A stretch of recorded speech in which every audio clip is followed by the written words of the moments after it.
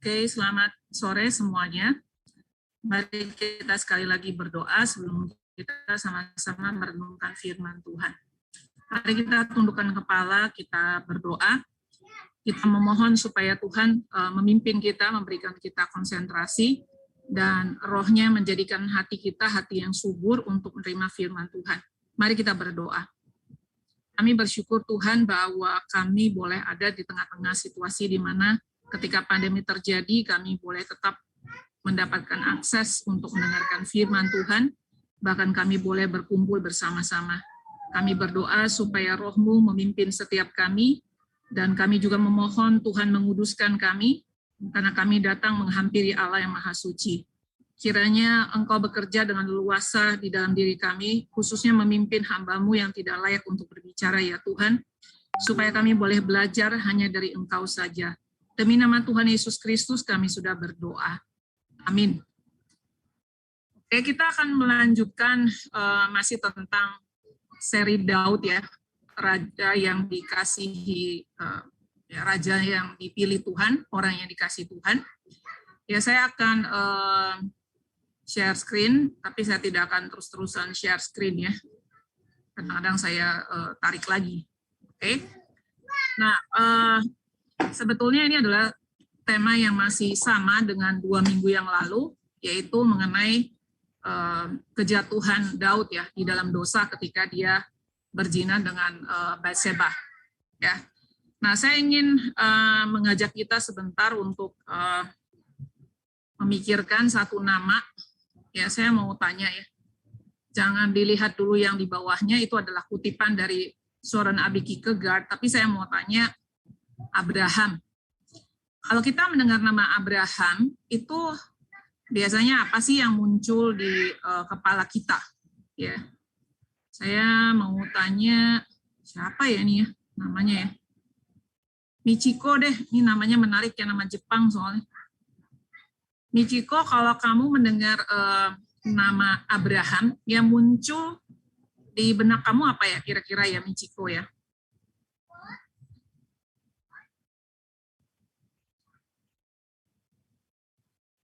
Halo, Michiko.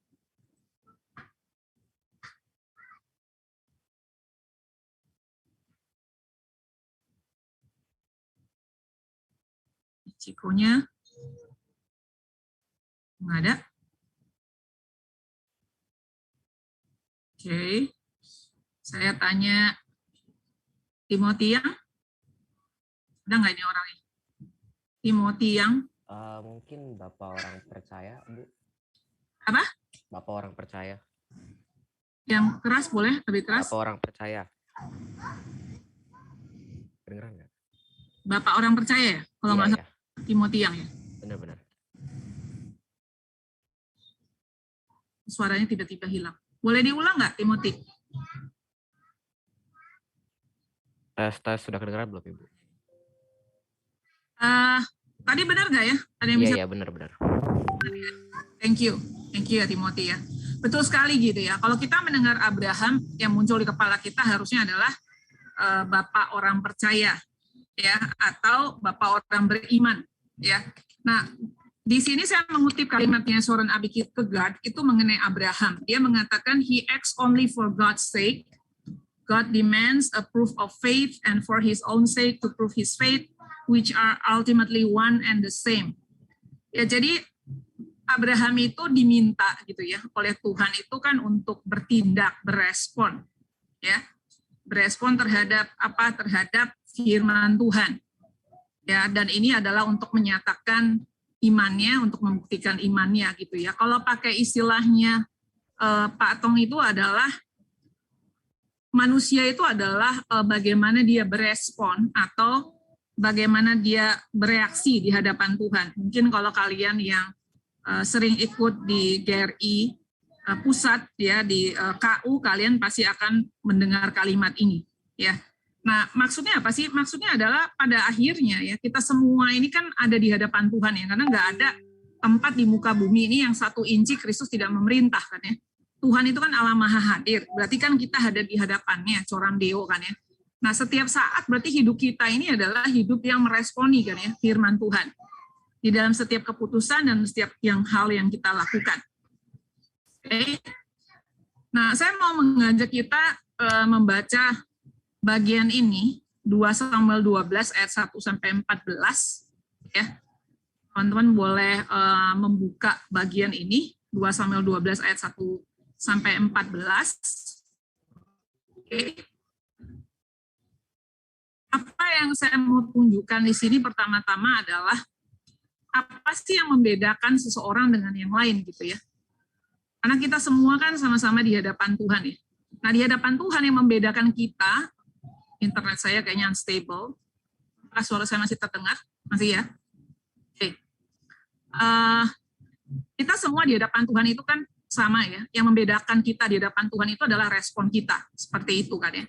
Karena Tuhan itu tidak melihat kita berdasarkan atribut lahiriah kita, apakah kita hitam atau kita putih. Yang buat perusahaan modeling agency penting kan ya, gemuk, kurus, rambutnya lurus, keriting, ya lalu kemudian buat untuk diterima sekolah mungkin IQ itu penting, ya atau kamu itu bisa bayar uang sekolah mahal apa enggak, ya elit nggak elit dan sebagainya ya, masuk ke restoran, masuk ke klub apapun itu gitu ya. Kita seringkali dibedakan berdasarkan atribut lahiriah kita. Tetapi di hadapan Tuhan nggak melihat itu kan ya. Tuhan cuma melihat adalah apakah kita berespon atau tidak.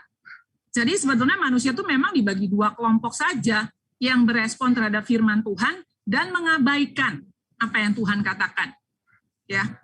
Karena merespon firman Tuhan ini sangat penting. Manusia mau respon, manusia mau mengabaikan, tetap aja apa yang Tuhan firmankan itu akan terlaksana.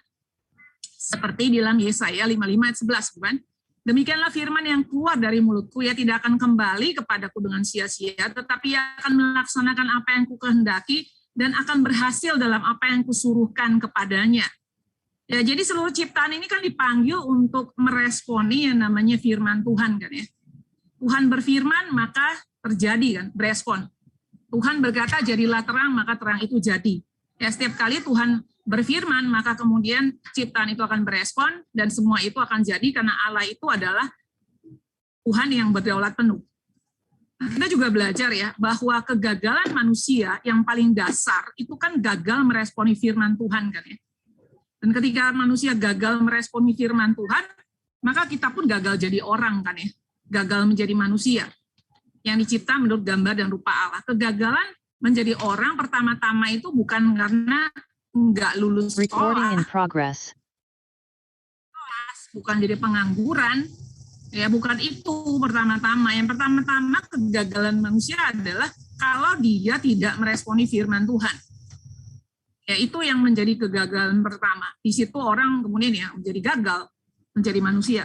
Maka di dalam kasus Daud nanti yang akan kita lebih jauh ya kita mau pelajari, kita melihat bahwa Daud ya yang disebut sebagai manusia yang berkenan di hati Allah gitu ya, ternyata juga bisa jatuh dalam dosa kan ya. Alih-alih menjadi gembala bagi umat Allah, dia malah menjadi serigala kan bagi sesamanya.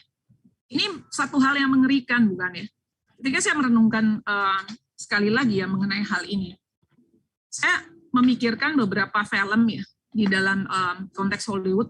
Cuman saya kalau sebut percuma ya, karena saya kan anak ABG angkatan babek gue gitu ya. Jadi udah film saya mungkin nggak nyambung gitu ya dengan banyak teman-teman yang di sini gitu. Tapi teman-teman bisa memikirkan film-film yang bercerita orang-orang mengidap psikopat gitu ya. Biasanya kan kelihatannya baik gitu kan ya. Terus tiba-tiba bisa jadi jahat gitu kan ya.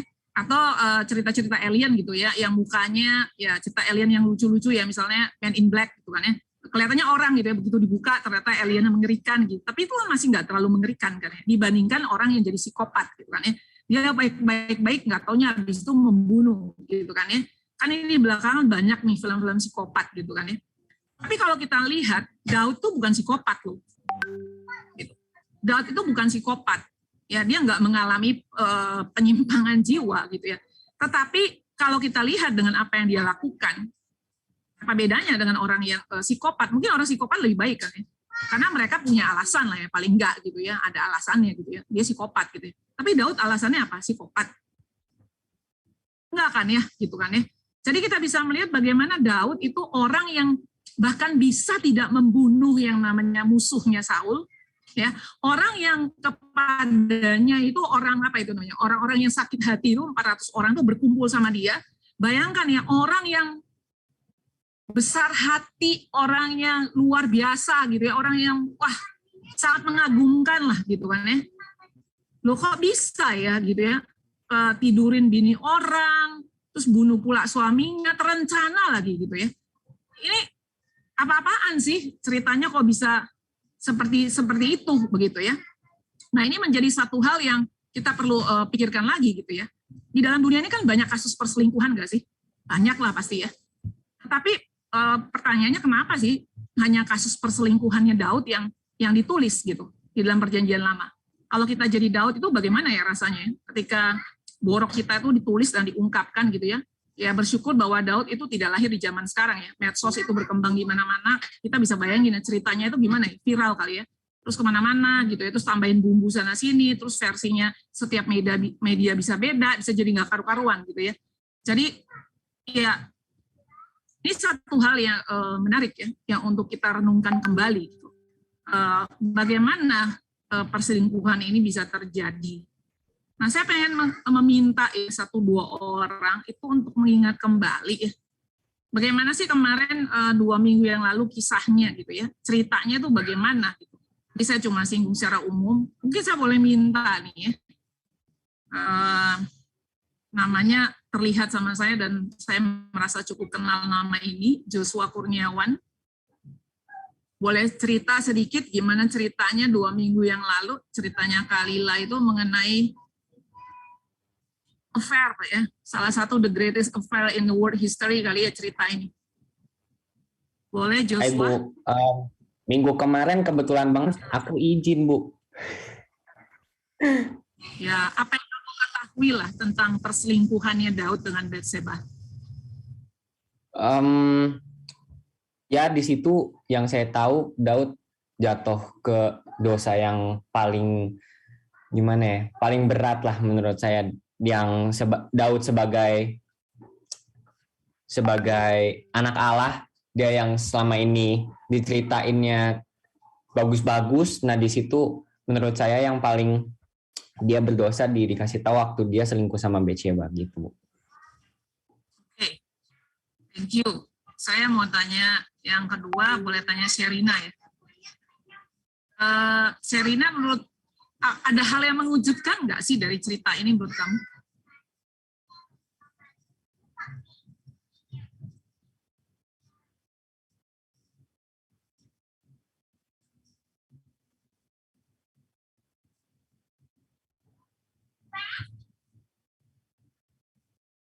Sherina, boleh tanya dong?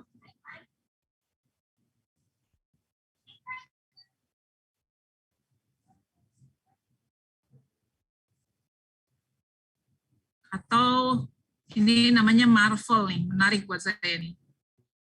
Marvel? Halo Marvel?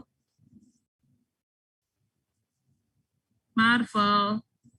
Orangnya nggak ada ya? Ini banyak kan hanya nama. Oh, kenapa kaget Marvel? Dia menulis, thank you. Kenapa kamu kaget Marvel? Apa yang membuat kamu kaget?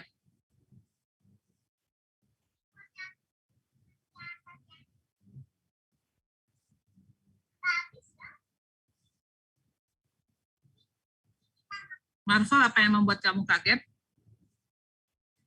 Oh, pertama kali aku lihat seorang hamba Tuhan berdosa sangat besar. Oke, saya mau nanya lagi berikutnya. Gabriel Gunawan? Ya, Bu. Kalau kamu bagaimana mendengar kisah perselingkuhan affair-nya Daud ini?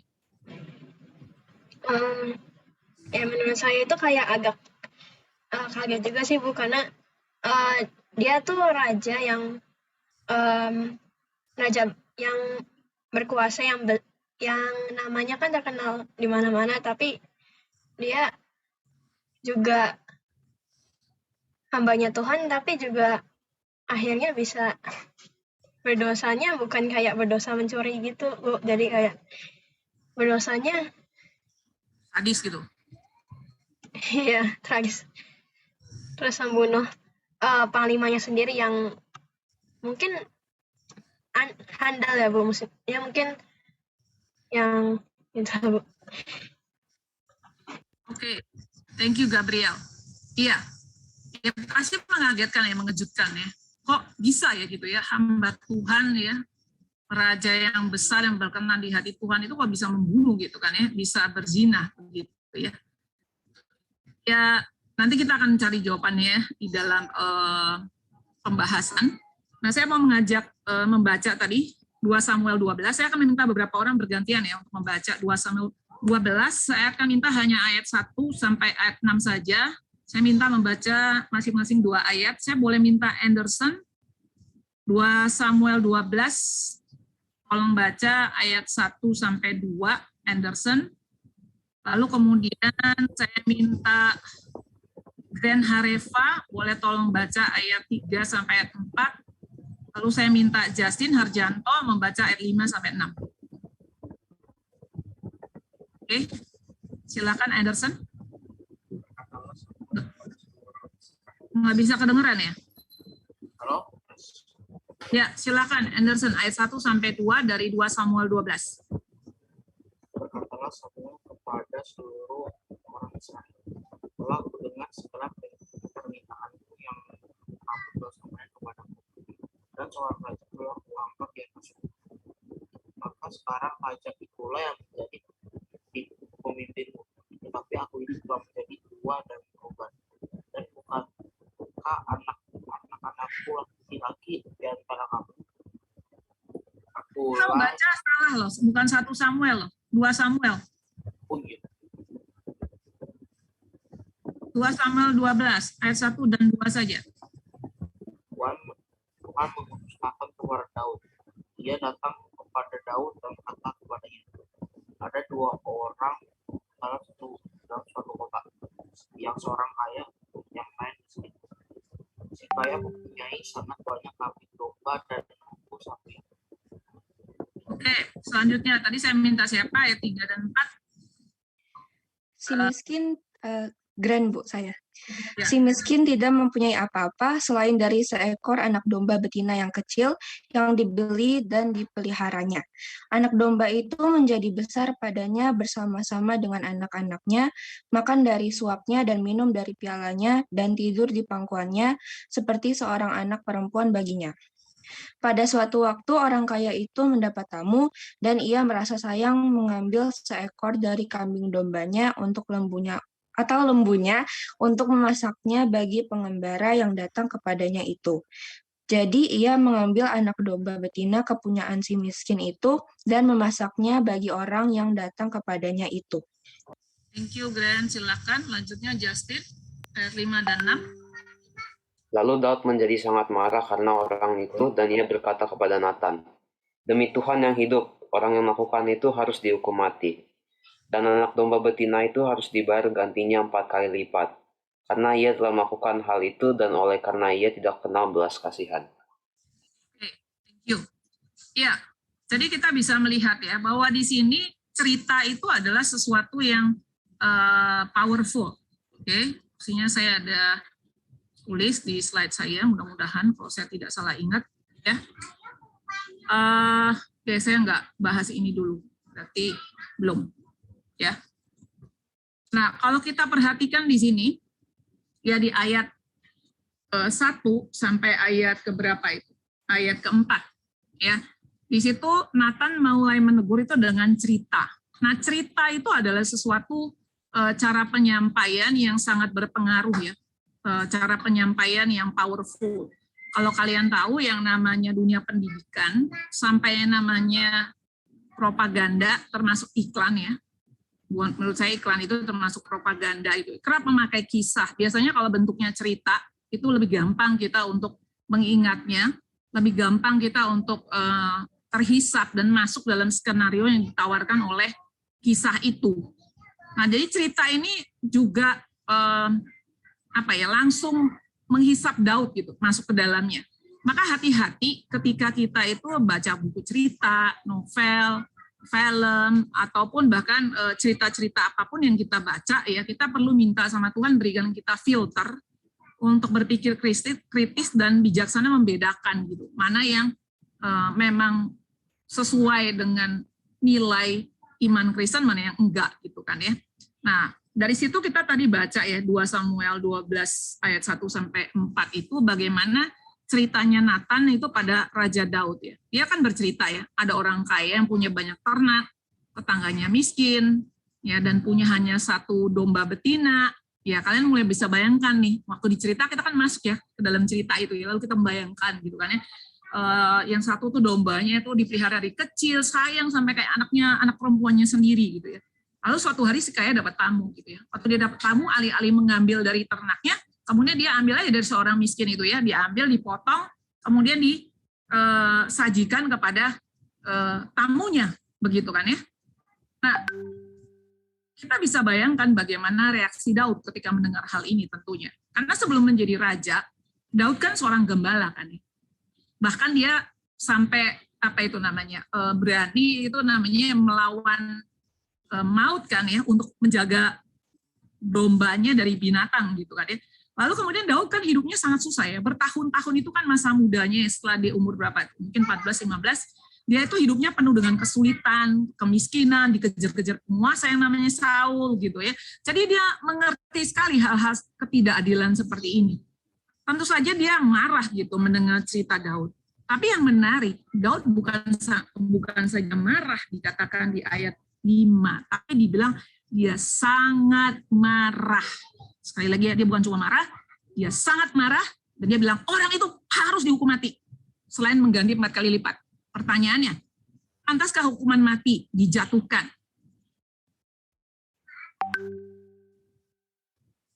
Saya mau nanya nih, menurut Angelica Sharon, pantas nggak dijatuhkan hukuman mati?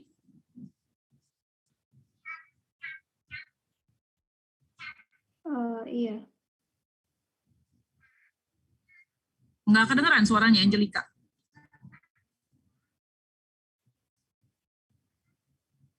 Pantas nggak dijatuhkan hukuman mati, Angelica Sharon? Iya, Bu. Aduh, nggak ada suaranya ya. Saya minta Keisha deh. Kalau menurut Keisha, pantas nggak dijatuhkan hukuman mati? Kenapa, Kak? Sorry, putus-putus. Kenapa? Keisha yang mana? Ya, Keisha-nya kamu, betul. Keisha. Oke. Pertanyaannya tadi Pertanyaannya kan kalau kalian membaca, tadi kan udah dibaca ya cerita mengenai Daud yang marah terhadap ceritanya Nathan kan ini. Lalu dia bilang bahwa orang kaya itu pantas dihukum mati gitu. Menurut kamu pantas gak dihukum mati? Karena mengambil dombanya di tetangganya yang orang miskin itu. mengambil domba dari tetangganya yang miskin. Iya, yang dombanya cuma 1 itu, yang kamu tadi udah dibaca di 2 Samuel 12. Itu menurut saya mungkin tidak dihukum mati, tapi dikasih tahu kalau jangan kayak gitu, dan mungkin membagi domba yang lainnya mungkin buat yang tetangga yang miskin. Oke, ya kelihatannya kamu orang yang baik hati ya, Keisha ya. Nah, jadi betul sekali, menurut hukum Musa adalah enggak perlu dihukum mati gitu.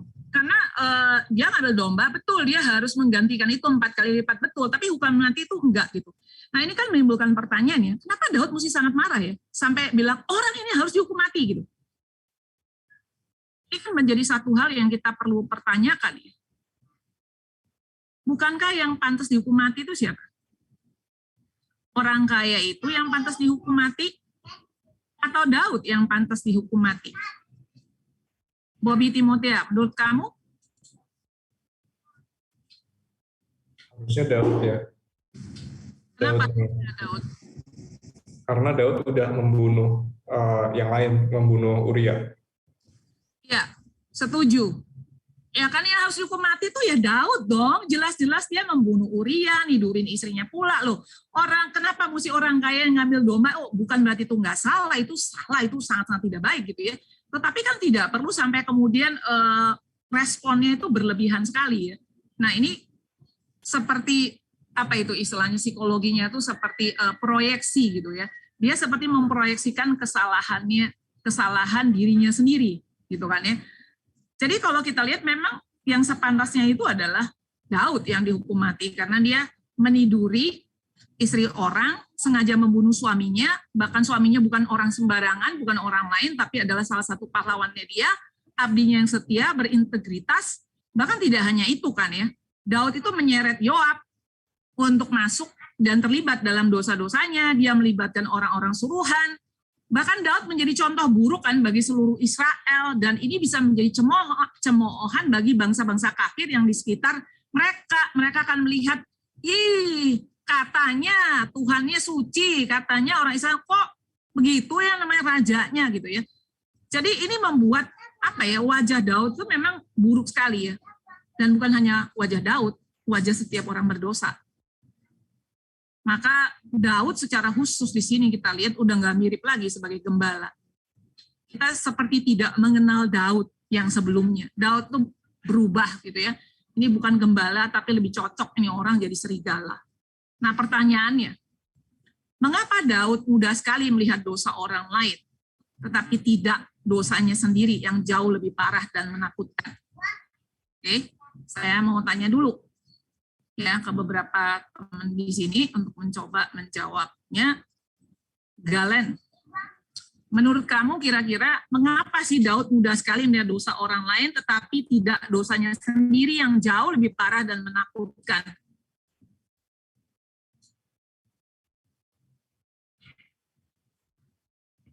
Halo Galen? Iya Bu, mungkin itu salah satu cara dia buat kayak kabur dari dosa dia. Salah satu cara kabur dari dosa. Oke, thank you. Saya mau nanya yang lagi. Timothy Pratama, menurut kamu gimana? Mungkin karena sifatnya, mungkin karena sikapnya yang emang mau nggak mau ngaku. Oke, nggak mau ngaku. Saya mau nanya lagi nih. Kalau kita sendiri biasanya lebih gampang ngaku dosa kita, apa kita lebih gampang nuduh dosa orang lain? Hansel. Tadi suaranya putus. Oh, menurut kamu itu kita lebih gampang nuding dosa orang lain atau mengaku dosa kita? Nuding dosanya orang lain. Kenapa begitu ya? Karena kita nggak pernah lihat dirinya kita sendiri, hanya hatiin orang lain. Thank you. Ya karena kita ini orang berdosa ya. Kita orang berdosa itu ya lebih gampang lihat dosa orang lain gitu. Jadi daripada lihat dosa kita sendiri ya kita lihat dosa orang lain gitu kan ya. Nah itu sebabnya kita perlu firman Tuhan untuk menegur kita. Kita perlu orang lain yang sudah dewasa secara rohani untuk menegur kita.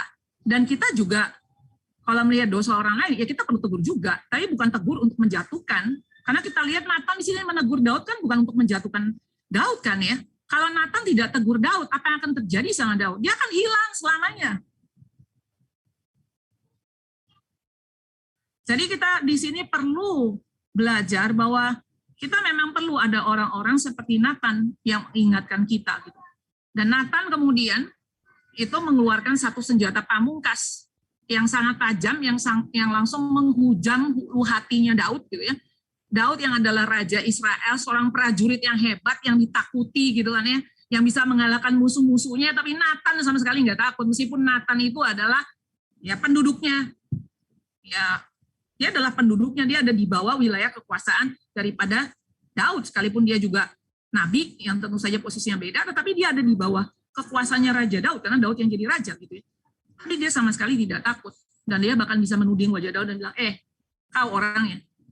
Wah, bayangin ya, saudara berani nggak kalau lihat orang berdosa gitu, terus disuruh Tuhan senuding dia, kau orangnya, you are the man. Nah, kalimat itu kan sangat-sangat tajam ya, menurut saya langsung kayak merobek hatinya Daud begitu. Lalu kemudian nggak berhenti di situ kan ya, kalau kita perhatikan, ya kita lihat lagi di 2 Samuel 12 tadi ya, di ayat yang ke-7 saya baca ya. Kemudian berkatalah Nathan kepada Daud, engkaulah orang itu. Oke. Lalu kemudian di ayat 7 sampai di ayat yang ke-12 itu Tuhan menjatuhkan hukumannya kepada Daud. Saya minta satu orang deh untuk membaca semuanya sekaligus. Boleh minta Grace Samuel Lee untuk membaca. 2 Samuel 12 ayat 14 ya. Ayat 7 sampai ayat 12, itu panjang. 2 Samuel 12 ayat 7 sampai 12. Ya. Oke. Kemudian 2 Samuel 12 ayat 7 sampai 12, kemudian berkatalah Nathan kepada Daud, engkaulah orang itu. Beginilah firman Tuhan, Allah Israel. Akulah yang mengurapi engkau menjadi raja atas Israel, dan akulah yang melepaskan engkau dari tangan Saul. Telah kuberikan isi rumah tuanmu kepadamu dan istri-istri tuanmu ke dalam pangkuanmu. Aku telah memberikan kepadamu kaum Israel dan Yehuda. Dan seandainya itu belum cukup, tentu kutambah lagi ini dan itu kepadamu. Mengapa engkau menghina Tuhan dengan melakukan apa yang jahat di matanya? Uria orang Het itu kau biarkan ditewaskan dengan pedang. Istrinya kau ambil menjadi istrimu, dan dia sendiri telah kau biarkan dibunuh oleh pedang Bani Amon. Oleh sebab itu pedang tidak akan menyingkir dari keturunanmu sampai selamanya, karena engkau telah menghina aku dan mengambil istri Uria orang Het itu untuk menjadi istrimu. Beginilah firman Tuhan, bahwasanya malapetaka akan kutimpakan ke atasmu yang datang dari kaum keluargamu sendiri. Aku akan mengambil istri-istrimu di depan matamu dan memberikannya kepada orang lain. Orang itu akan tidur dengan istri-istrimu di siang hari. Sebab engkau telah melakukannya secara tersembunyi, tetapi aku akan melakukan hal itu di depan seluruh Israel secara terang-terangan. Ya, kalau kita perhatikan di situ ya, ada beberapa hal yang kita bisa highlight ya. Dikatakan mengapa engkau menghina Tuhan dan melakukan apa yang jahat di matanya. Ya, lalu kemudian dibahas di situ ya mengenai apa yang menjadi hukuman Tuhan ya. Lalu di ayat 9, mengapa engkau menghina Tuhan dan melakukan apa yang jahat, itu kan satu hal yang sangat-sangat mengerikan nih yang Tuhan nyatakan. Dari sini kita melihat nanti apa yang dikatakan oleh Daud ya, sesuai dengan hukumnya Musa gitu ya, dituntut 4 kali lipat. Ya, ada penafsir yang mengatakan bahwa nanti 4 anaknya Daud itu mati semuanya. Yang pertama itu anak yang baru lahir ya, dari Batseba, anak itu kemudian akan mati. Lalu kemudian kita tahu kisah Amnon ya, juga mati dibunuh sama Absalom. Nanti Absalom juga terbunuh, dan akhirnya yang keempat itu Adonia ya, dibunuh oleh Salomo ya. Dari sini kita bisa melihat Tuhan itu tidak bermain-main ya dengan dosa ya. Daud boleh saja menjadi pribadi yang dikasihi oleh Tuhan, tapi tidak berarti itu kemudian boleh bertindak semaunya. Ya, kalau kita dikasih seseorang, jangan kemudian kita memanipulasi gitu. Oh, gue dikasihi ya sama guru, sama orang tua, sama temen gitu ya. Lalu ya udah suka-suka gue lah ya, gue mau minta ini itu kemudian kita bertindak seenaknya, nggak bisa. Ya, itu bukan satu sikap, itu bukan satu karakter yang baik gitu ya. Sama ya, ketika Tuhan itu mengasihi Daud, bukan berarti kemudian Daud bisa seenaknya. Bahkan justru Tuhan menyatakan dengan sangat keras kepada orang yang dikasihinya. Ini kan sesuatu yang bisa menunjukkan kepada kita ya, bahwa Daud itu meskipun dia raja dikasih Tuhan, sekali lagi tidak boleh bertindak semaunya. Daud Tuhan panggil untuk mengembalakan umat Israel dan bukan untuk menjadi serigala bagi umat yang digembalakan. Nah, tentu saja yang paling menarik itu adalah respon Daud ya. Apa respon Daud terhadap semua tuduhan dan penghakiman Tuhan?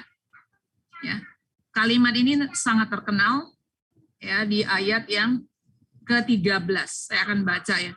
Lalu berkatalah Daud kepada Nathan, aku sudah berdosa kepada Tuhan. Aku sudah berdosa kepada Tuhan. David said to Nathan, I have sinned against the Lord. Jelas, singkat, tepat, tidak ada tedeng aling-aling, tidak ada dalih, tidak ngeles, tidak menutupi, tidak cari kambing hitam, tidak cari alibi, tidak cari alasan apapun. Dia hanya mengatakan satu kalimat yang jelas, singkat, jujur, apa adanya, plain, straightforward, honest, yet very difficult to answer. Ini jawaban yang gak gampang. Ini jawaban yang sangat sulit, tetapi ini adalah jawaban yang menunjukkan kebenaran. I have sinned against the Lord. Ketika seseorang mengaku sesuai dengan kenyataan, itulah kebenaran, bukan? Daud mengaku sesuai dengan kenyataan. Kenyataannya dia sudah berdosa terhadap Tuhan. Titik, nggak pakai koma, nggak pakai kelanjutan apapun. Dia tidak perlu menjelaskan alasannya, dia tidak perlu mengatakan apapun lagi. Karena itulah satu-satunya jawaban dan pengakuan yang diperlukan. Aku sudah berdosa terhadap Tuhan. Mungkin kita yang perlu bertanya ya. Kita perlu terus merenungkan jawaban Daud ini. Kenapa Daud mengatakan aku sudah berdosa terhadap Tuhan? Kita tahu Daud berzina kan ya dengan Batseba, bunuh suaminya. Kenapa berdosa terhadap Tuhan? Kenapa bukan berdosa terhadap Batseba dan terhadap Uria khususnya? Nah, kalimat Daud ini mengingatkan kita sebetulnya juga kepada respon Yusuf ya terhadap godaan Tante Potifar. Saya mengajak kita membuka Kejadian 39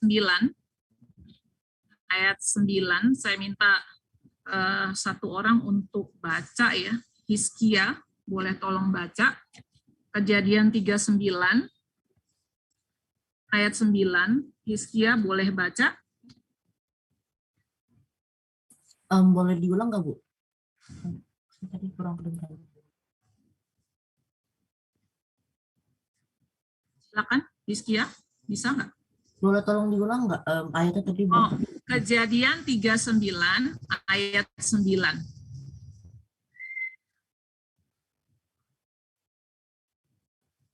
Bahkan di rumah ini ia tidak lebih besar kuasanya daripadaku, dan tiada yang lebih dibesarkannya kepadaku selain daripada engkau, sebab engkau istrinya.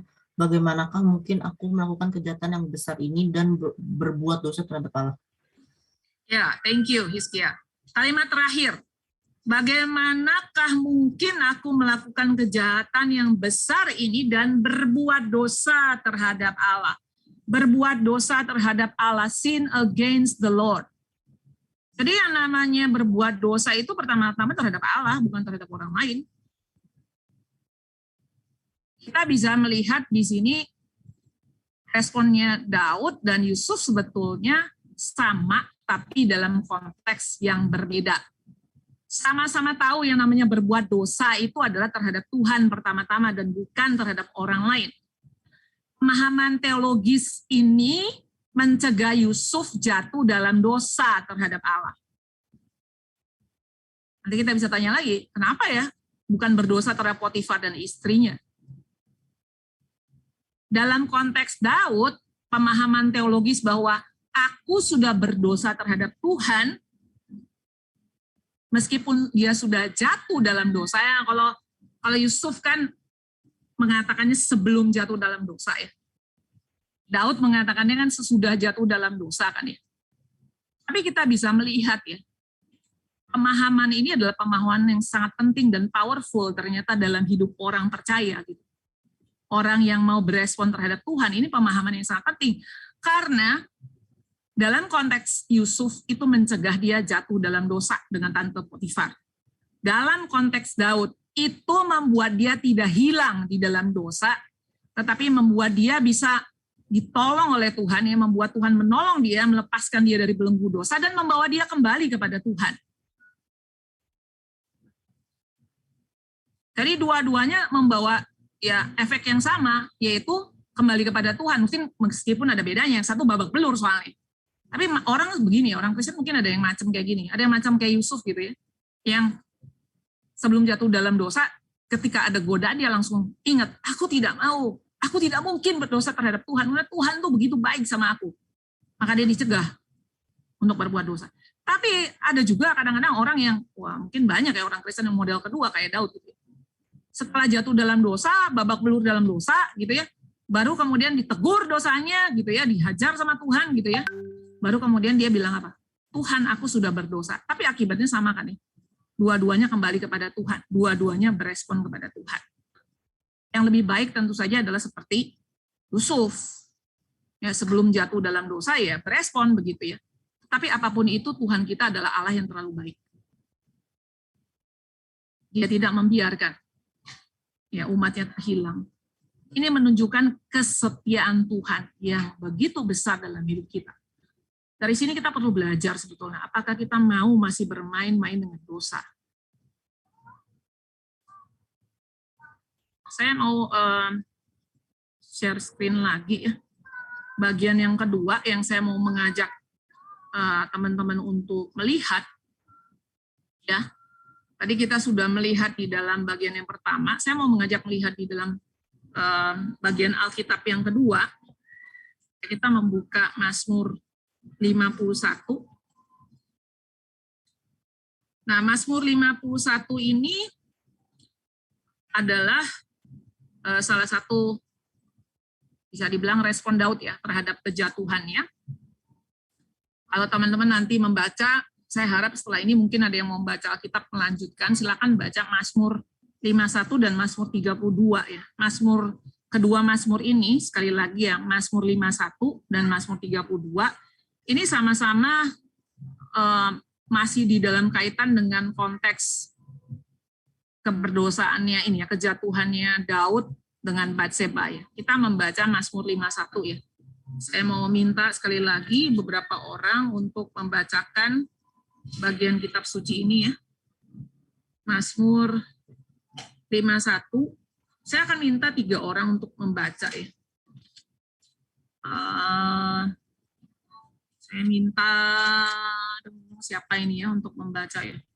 Saya lihat dulu nih namanya ya. Patricio Rufus, boleh tolong baca dari ayat 1 sampai ayat yang ke-8. Patricio Rufus, ada nggak ya? Mazmur 51, boleh baca ayat 1 sampai 8. Halo, ada orangnya nggak nih? Patricio? Ada, Bu.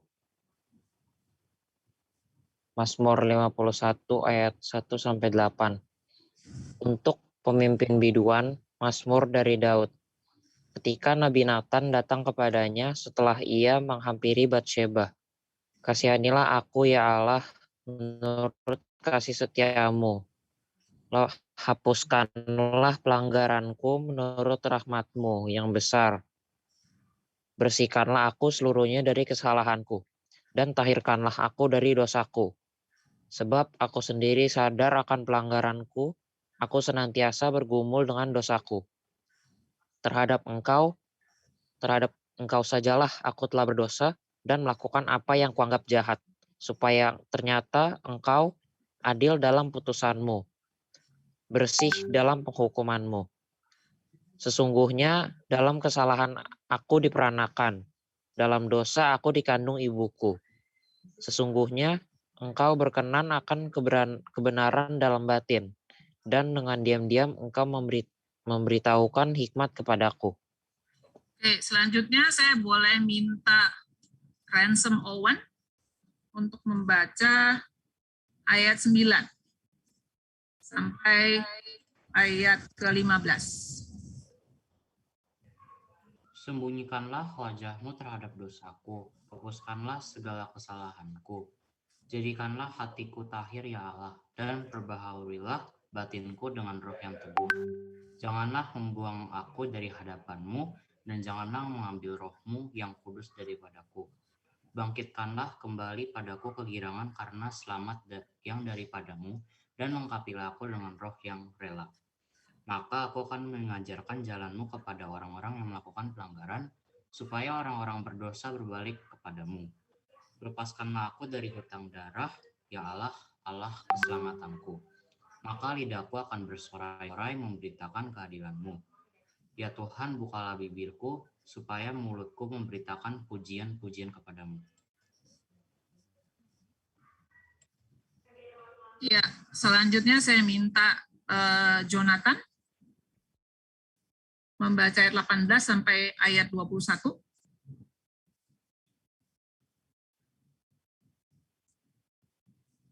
Jonathan.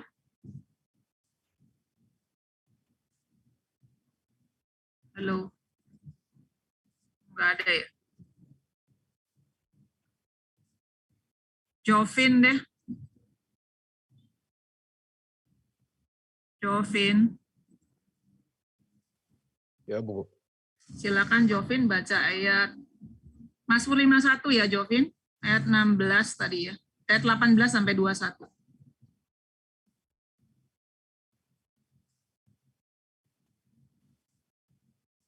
Lakukanlah kebaikan kepada Sion menurut kerelaan hatimu. Sorry, dari ayat 18 Jovin. Dari ayat 18 sampai ayat yang terakhir. Sebab engkau tidak berkenan kepada korban sembelihan, sekiranya aku persembahkan korban bakaran. Kau tidak menyukainya. Korban sembelihan kepada Allah ialah jiwa yang hancur, hati yang patah dan remuk, yang akan kau pandang hina ya Allah. Lakukanlah kebaikan kepada Sion menurut kerelaan hatimu. Lakukanlah tembok-tembok Yerusalem. Maka engkau akan berkenan kepada korban yang benar, korban bakaran dan korban yang terbakar seluruhnya. Maka orang akan mengorbankan lembu jantan di atas mesbamu. Oke, thank you. Wah, suaramu berwibawa. Beda ketika di kelas saya dengar. Kita perhatikan ya bagian ini. Oke. Nah, saya mau mengajak kita fokus kepada ayat 3 sampai 5, lalu ayat 6 ya. Lalu kemudian ayat 18 sampai 9 dan kemudian ayat yang ke-15. Oke. Nah, mari kita melihat bagian ini. Saya akan membahasnya nanti seperti ini ya. Poin-poinnya kurang lebih seperti ini. Ya, ayat 3 itu mengenai hanya Tuhan yang penuh belas kasihan yang dapat menghapus dosa. Lalu ayat 6 hanya terhadap Tuhan kita berdosa karena Tuhan itu penentu baik dan jahat. Lalu ayat 18 sampai 19 hati yang bertobat bukan sekedar ritual keagamaan. Lalu ayat yang ke-15 orang yang ditebus itu mengajak orang berdosa untuk berbalik kepada Tuhan. Nah, ini yang saya mau highlight sedikit ya. Sekali lagi sebelum nanti kita boleh masuk ke dalam diskusi ya. Mari kita lihat Mazmur 51 ini, karena ini adalah Mazmur yang ditulis Daud ya. Kalau kita baca tadi ketika Nabi Nathan datang kepadanya setelah ia menghampiri Batseba. Jadi ini adalah sesuatu respon dari Daud setelah Nabi Nathan datang. Nabi Nathan itu datang kepada Daud itu hampir 1 tahun ya. Karena setelah anaknya lahir kan ya. Orang kan hamil itu sekitar 9 bulan 2 minggu atau 9 bulan kurang 2 minggu. Jadi hampir setahun. Nah, Tuhan itu kemudian menyuruh Nathan datang kepadanya. Nah, sekali lagi ya, ini kan menunjukkan bahwa kasih setia Tuhan ya kepada Daud itu ya yang terus-menerus ya. Karena kalau Tuhan itu bermaksud jahat kepada Daud, ya akan membiarkan Daud itu ya udah terhilang dalam dosanya. Tetapi Tuhan itu mengutus nabinya untuk boleh menyadarkan Daud. Nah, ketika kita membaca ya ayat 3 Mazmur 51, kasihanilah aku ya Allah menurut kasih setiamu, hapuskanlah pelanggaranku menurut rahmatmu yang besar.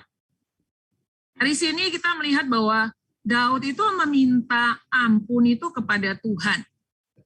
Ya. Nah, Tuhan kita itu adalah Tuhan yang penuh belas kasihan. Ya, di dalam kitab Ulangan itu salah satu ayat yang terkenal itu mengatakan bahwa Allah itu adalah Allah yang panjang sabar yang menunjukkan belas kasihan.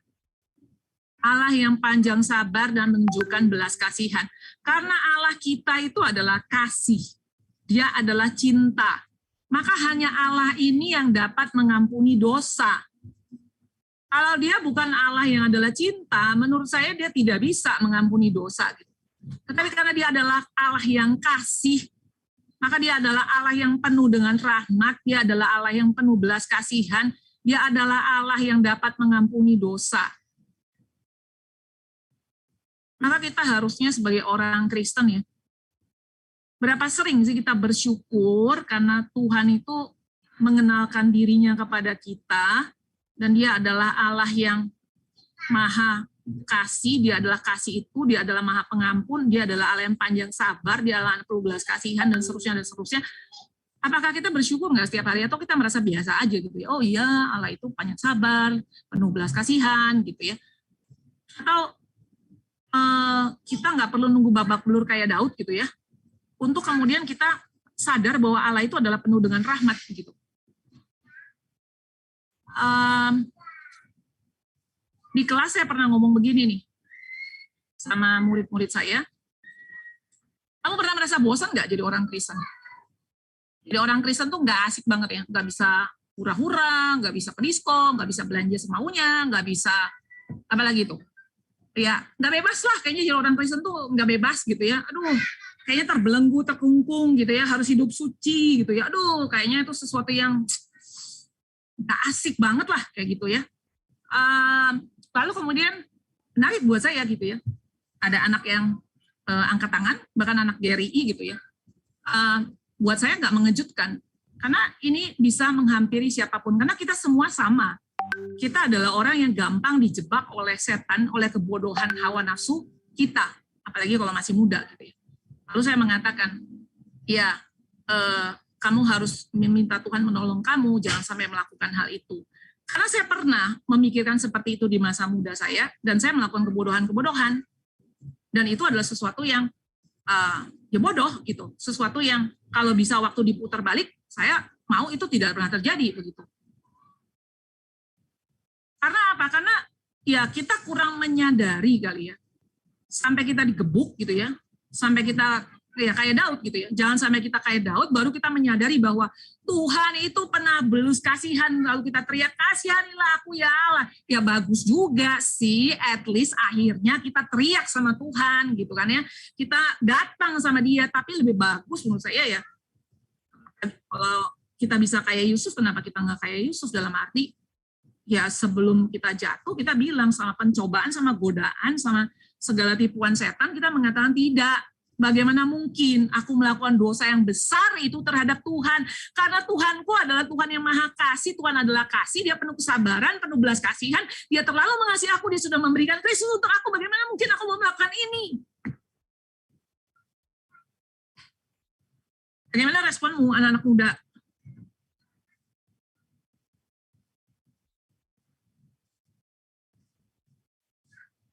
Kita memiliki Allah yang penuh dengan kasih setia.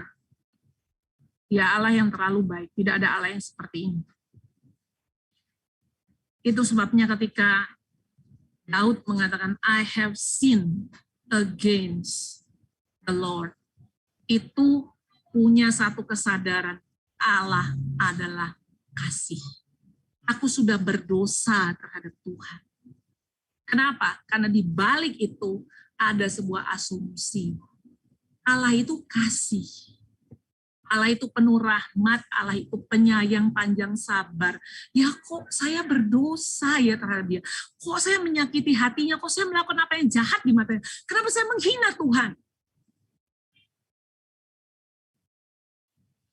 Kalau Allah adalah bukan kasih, mungkin kita nggak terlalu berasa ya menurut saya. Tetapi karena asumsinya, karena dasarnya Allah itu kasih,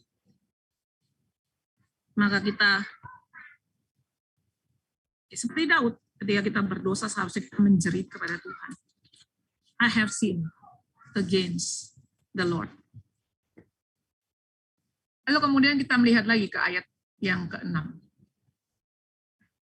Terhadap engkau sajalah aku telah berdosa dan melakukan apa yang kau anggap jahat, supaya ternyata engkau adil dalam putusan, bersih dalam penghukuman.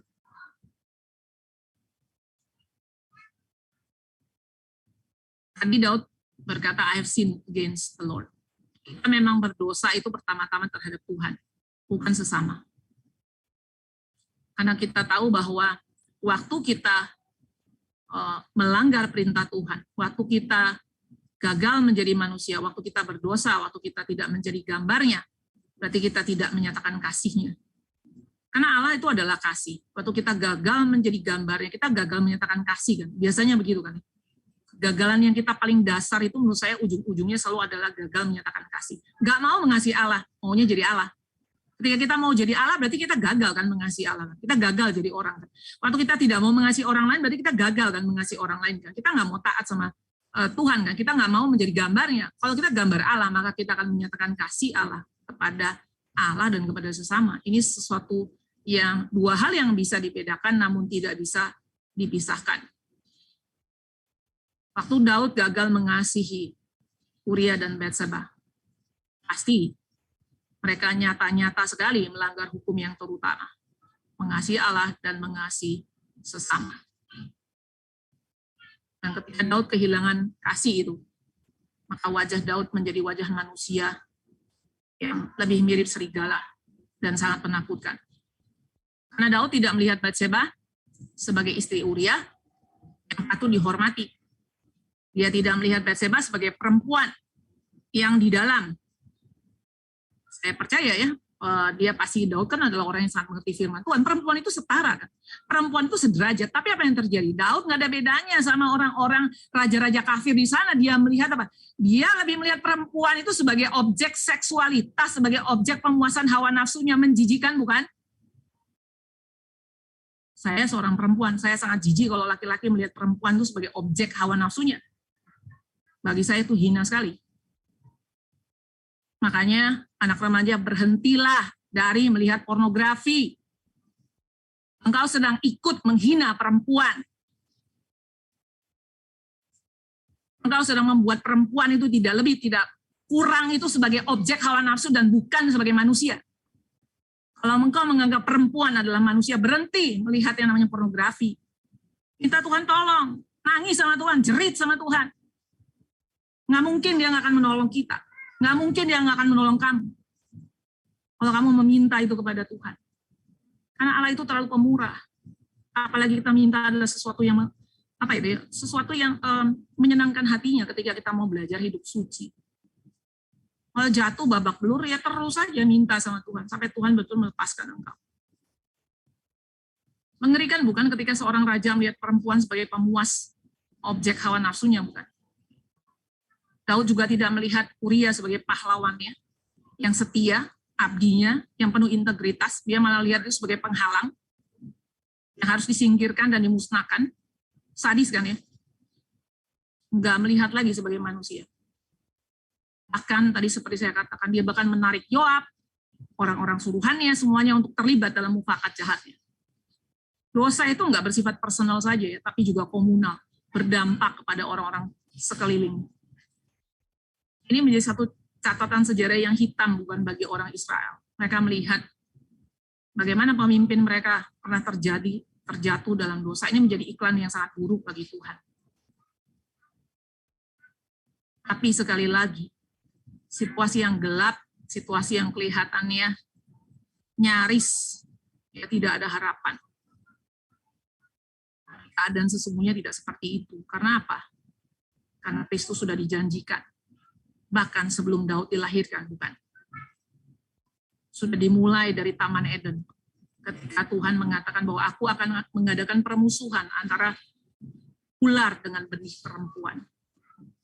Kristus sudah dijanjikan sejak awal, sehingga Daud punya harapan. Daud, orang yang dikenan Tuhan itu tidak mampu melepaskan diri dari dosanya.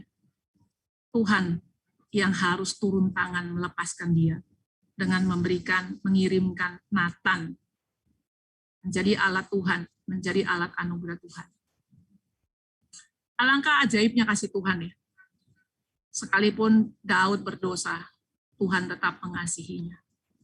Ini mengingatkan saya kepada Roma 5 ayat 8. Di dalam Roma 5 ayat 8, itu Rasul Paulus mengatakan, akan tetapi Allah menunjukkan kasih-Nya kepada kita. Oleh karena Kristus telah mati untuk kita ketika kita masih berdosa. Menurut saya ini salah satu ayat yang paling menakjubkan di dalam kitab suci. Bahwa Allah mengasihi kita ketika kita masih berdosa. Tuhan tidak membiarkan Daud ya terus menjadi serigala bagi sesamanya. bagi kawanan domba Allah. Tuhan tidak membiarkan Daud yang sudah hampir setahun dalam dosanya.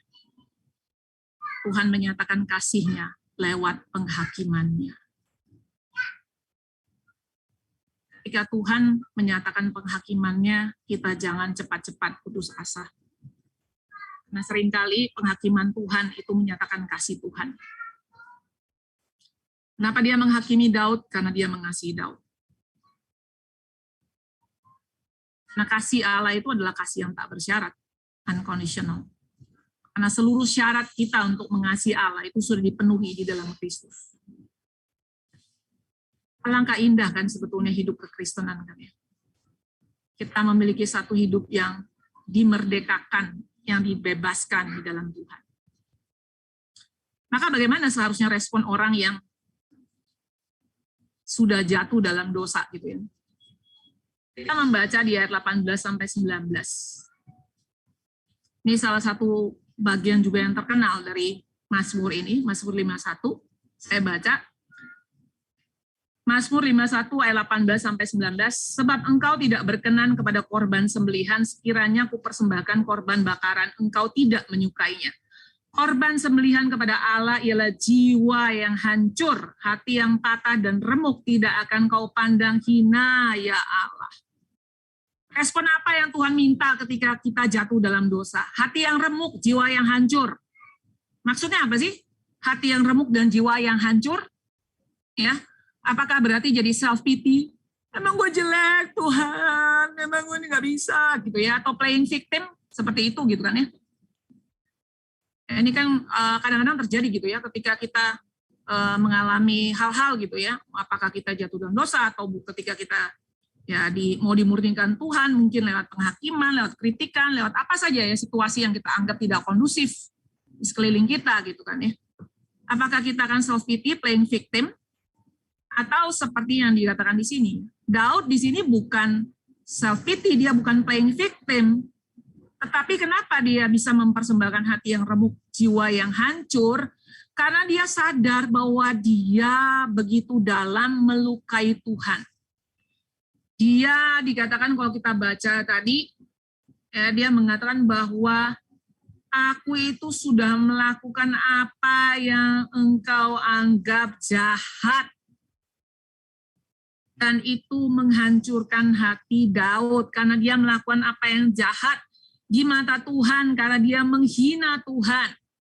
Jadi hati yang remuk, hati yang hancur, hati yang patah itu lahir karena menyadari kenajisan dosa, karena dia gagal menjaga kesucian Allah yang adalah miliknya Allah, yang seharusnya kita junjung tinggi. Sebagai gambar Allah, kita dipanggil untuk menjunjung kesucian Allah, menjaga kekudusan Allah. Waktu kita berdosa, seharusnya kita sadar bahwa kita ini sudah menajiskan apa yang disebut sebagai kekudusan Tuhan. Kita melakukan apa yang jahat di matanya, kita menghina dia, kita melukai hati dia. Itu yang membuat hati kita hancur dan remuk. Bukan karena kita self-pity, bukan karena kita playing victim, bukan. Tapi karena kita sadar, kita gagal mengasihi Allah yang sudah sangat mengasihi kita di dalam Kristus. Itu seharusnya menghancurkan dan meremukkan hati kita. Dan lalu ayat ini mengatakan, Tuhan tidak berkenan kepada korban sembelihan. Maksudnya apa sih? Tuhan nggak berkenan kepada korban sembelihan, korban bakaran. Bukankah Tuhan meminta itu ketika kita berdosa?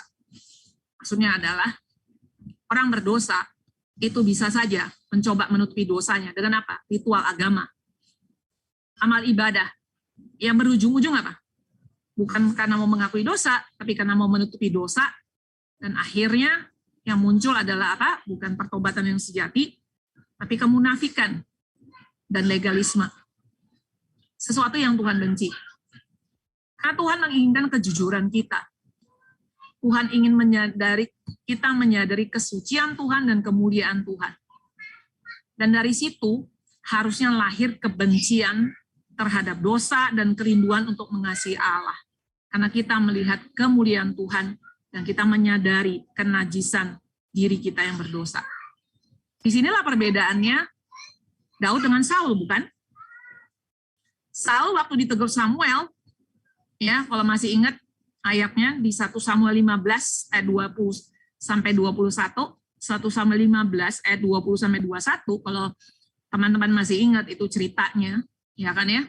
Kan ditegur dia sama Samuel, tegurnya bilang gini, mengapa engkau mengambil jarahan dan melakukan apa yang jahat yang di mata Tuhan? Kuncinya ini kan ya, melakukan apa yang jahat di mata Tuhan ya. Tadi kan masih ingat kasusnya Yusuf? Yusuf kan bilang ya, bagaimana aku melakukan apa yang jahat di mata Tuhan dan berdosa terhadap Tuhan. Melakukan apa yang jahat di mata Tuhan berarti berdosa terhadap Tuhan. Daud tuduhannya juga begitu kan, kamu melakukan yang jahat di mata Tuhan. Saul juga ditegur hal yang sama kan, kamu melakukan apa yang jahat di mata Tuhan. Meskipun ekspresi dosanya beda. Tapi jawab Saul apa? Membela diri. Saya masih ingat ya, dulu waktu masih awal-awal gitu ya, masih junior, terus kemudian sering ada apalah gitu ya, jadi panitia gitu ya dengan Pak Tong dan segala macam gitu ya. Nah kalau kita membela diri itu pasti Pak Tong kesel banget. Dia akan bilang, yuk jangan bela diri, gitu kan ya. Saya dulu suka nggak ngeri ya, kenapa sih Pak Tong suka banget ngomong gitu ya. Jangan bela diri gitu ya. Saya jadi mikir, emang saya lagi bela diri gitu kan. Nah setelah saya membaca bagian ini ya, dan melihat apa yang terjadi dengan Saul ya, maka Saul itu susah bertumbuh ya. Bahkan akhirnya ya kita tahu bagaimana tragisnya cerita Saul gitu ya. Karena ketika Tuhan menyatakan penghakimannya kepada Saul, Saul sih mengakui dia berdosa ya. Kalau teman-teman baca ya, bahkan 2 kali loh dia bilang begini, aku telah berdosa. Tapi nggak jelas berdosa terhadap siapa. Dia cuma bilang, aku telah berdosa 2 kali loh. Daud bilang cuma sekali, aku telah berdosa terhadap Tuhan, jelas. Gak cukup cuma bilang aku telah berdosa, iya berdosa terhadap siapa nih? Ya terhadap manusia, terhadap Tuhan, atau terhadap siapa? Jawabannya Saul gantung, aku telah berdosa. Titik. Terus, oh enggak titik ternyata. Plus apa? Plus alasan. Plus pembelaan diri. Oke? Jadi, bahkan setelah itu dia meminta Samuel itu untuk mengikuti kemauannya. Demi menjaga apa? Demi menjaga mukanya. Ada pepatah bahasa Indonesia bilang begini, buruk rupa cermin dibelah. Buruk muka cermin dibelah. Buruk wajah cermin dibelah. Waktu lihat wajahnya di cermin jelek, yang dihancurkan cerminnya. Itu manusia yang salah meresponi anugerah Tuhan. Mirip-mirip sama Adam lah dikit ya. Alih-alih mengaku malah menyalahkan istrinya, akhirnya menyalahkan Tuhan kan ya. Beda dengan responnya Daud. Aku sudah berdosa terhadap Tuhan. Titik. Enggak ada lagi kalimat yang lain. Aku sudah berdosa. Lalu kemudian apa yang terjadi adalah dia datang kepada Tuhan dengan hati yang hancur, dengan hati yang patah, dengan hati yang remuk. Tuhan hina enggak? Enggak loh. Orang lain mungkin hina kita, tapi Tuhan enggak. Engkau dan saya cari pengakuan siapa? Engkau dan saya cari pengakuan Tuhan atau pengakuan manusia? Kalau kita cari pengakuan Tuhan, mari kita datang kepada Tuhan waktu kita berdosa. Tuhan menegur kita, datang kepada Tuhan. Tuhan, aku sudah berdosa terhadap Engkau. Ampuni aku Tuhan. Aku sudah menyakiti Engkau.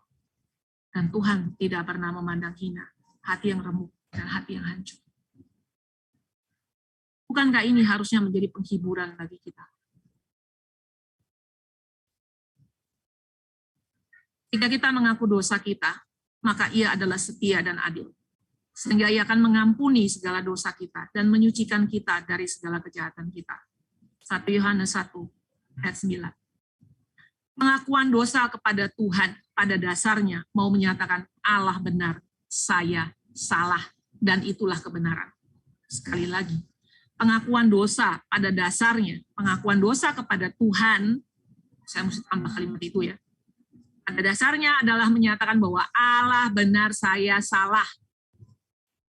Sebaliknya, jika kita tidak mengakui dosa kita, maka kita menipu diri kita sendiri dan kebenaran tidak ada dalam kita, kata 1 Yohanes 1. Ini paradoks bukan? Silakan kalian renungkan karena saya tidak punya waktu yang panjang untuk cukup menggalinya. Saya pikir ini satu bagian yang penting sebagai orang Kristen untuk merenungkan mengenai pengakuan dosa dari 1 Yohanes 1 ayat 8 sampai 10 ini. Ayat yang terakhir, ayat 15. Apakah respon seorang berdosa cukup hanya berhenti di hadapan Tuhan? Apa yang Tuhan inginkan dari orang-orang yang sudah bertobat dari dosa-dosa mereka? Mazmur 51 ayat 15. Maka aku akan mengajarkan jalanmu kepada orang-orang yang melakukan pelanggaran, supaya orang-orang berdosa berbalik kepadamu. Kita yang mengalami anugerah pengampunan, kita selayaknya mengajak mereka yang berdosa berbalik kepada Tuhan. Anugerah tidak boleh berhenti di dalam diri kita. Sama seperti pengalaman Daud yang sangat menyakitkan dengan dosa. Ya, kalau teman-teman baca Mazmur 32 ayat 3 sampai 4 nanti boleh baca sendiri. Di Mazmur 32 ayat 3 sampai 4 itu Daud menyatakan bagaimana sakitnya ketika enggak mengaku dosa. Itu parah sakitnya. Ya, kalau dokter bilang psikis, ini psikis yang nyata gitu. Karena ini penyakit rohani yang enggak ada obatnya kecuali kita mengaku dosa gitu. Dan kemudian kita lihat bagaimana dia memiliki satu jeritan itu untuk mengakui dosanya. Tapi kalau tidak ada pekerjaan Roh Kudus maka sulit ya. Tapi kita harus meminta Tuhan menolong kita mengaku dosa kita. Ya, lalu kemudian pada akhirnya dikatakan di ayat 1-2 Mazmur 32, Daud paham betul kebahagiaan dan sukacita mereka yang diampuni oleh dosanya. Ya. Saya baca ayat ini sebagai penutup renungan pada sore hari ini. Karena ayat ini menjadi salah satu ayat yang menolong Martin Luther dalam pergumulannya ya, mengenai pengampunan dosa. Mazmur 32 ayat 1-2. Berbahagialah orang yang diampuni pelanggarannya, yang dosanya ditutupi. Berbahagialah manusia yang kesalahannya tidak diperhitungkan Tuhan dan yang tidak berjiwa penipu.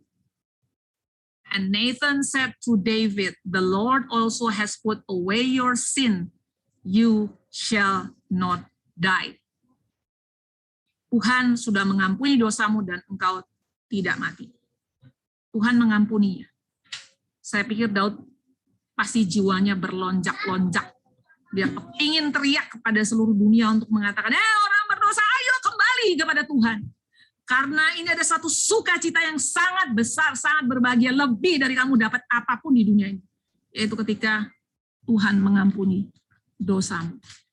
Tapi sekali lagi ini tidak berarti bahwa kita kemudian boleh sembarangan jatuh dalam dosa, kita boleh kemudian mempermainkan anugerah Tuhan. Allah itu bukan orang tua yang lemah, yang bisa diatur oleh anaknya dan semaunya. Tuhan adalah Bapa yang berdaulat, yang menghajar anak-anak dan mendidik anak-anak yang dikasihinya. Maukah engkau menganggap sepi kekayaan kemurahannya, kesabarannya, dan kelapangan hatinya? Tidakkah engkau tahu bahwa maksud kemurahan Allah ialah menuntun engkau kepada pertobatan? Roma 2 ayat 4. Bagaimana dengan kita semua? Apakah kita masih mau menyimpan dosa kita atau kita mau datang kepada Tuhan, mengaku dosa kita dan mengatakan, Tuhan, aku sudah berdosa terhadap engkau. Ampuni aku Tuhan, karena engkau tahu, aku tahu engkau Allah yang penuh dengan rahmat, yang sudah memberikan Kristus untuk mati bagiku. Aku mau belajar Tuhan, mengasihi engkau, mengasihi sesama, meninggalkan dosa-dosa. Bagaimana respon kita yang sudah diampuni dosanya? Ada banyak orang yang sedang bergumul dengan dosa-dosa mereka dan memerlukan kabar sukacita ini. Mari kita tundukkan kepala kita berdoa. Saya mengajak semua kita untuk tunduk sejenak dan kita merenungkan apa yang sudah Tuhan nyatakan kepada kita. Mari kita minta belas kasihan Tuhan, supaya kita tidak menjadi orang yang bergelimang di dalam dosa. Tuhan berikan kita kepekaan akan dosa-dosa kita, dari yang kecil sampai yang besar.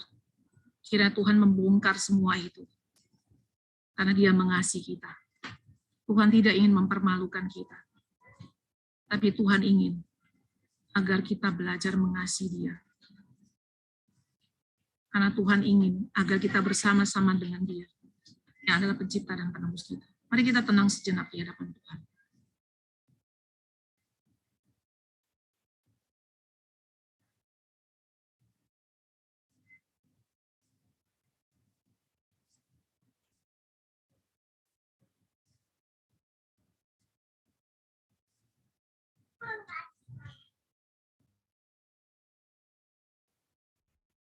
Bapa di surga, kami bersyukur dan memuji Engkau, karena Engkau sudah memberikan Kristus Tuhan anak-Mu yang tunggal, untuk mati di atas kayu salib menggantikan dosa-dosa kami, supaya kami boleh hidup bagi Engkau.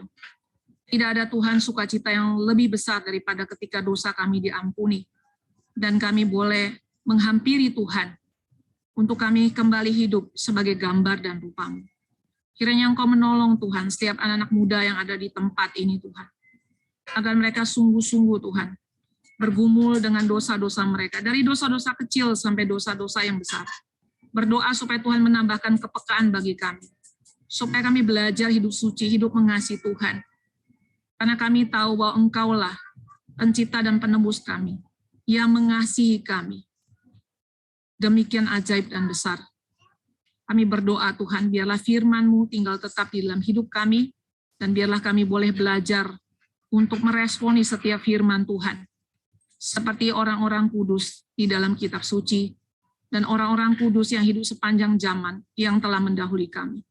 Demi nama Kristus Tuhan kami telah berdoa. Amin.